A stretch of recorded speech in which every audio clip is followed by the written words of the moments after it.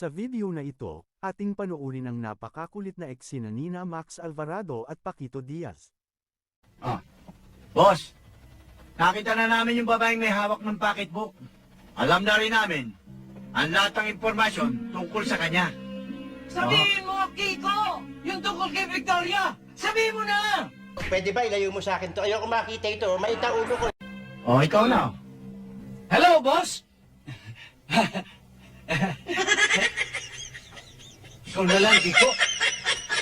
Boss, narito na rin si Victoria.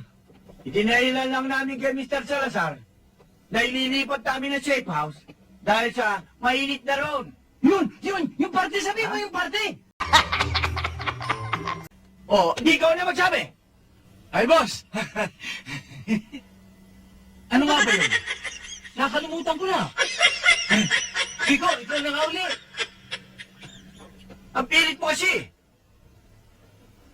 Boss, pasensya na ho kayo. Kasi ito si Mianong masyadong makulit eh. Bukas ho ng gabi, magkakaroon ho ng party sa kumpanya ni Mr. Salazar. Pwede ho bang doon na lang namin gawin ang pagkakataon para makuha namin yung babae? Sige ah. Kiko! Ang galing mo! Bilib ako sa'yo! Bakit? Ngayon mo lang ba nalaman? Bobol ka! Sino bawol? Sino bawol? Bakit mo sinabi mo?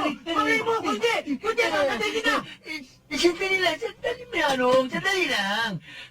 Papawin ko na. Papawin ko na. Bobo ka na lang. Yung pa! Pero hindi ako bawol! Hindi ako bawol!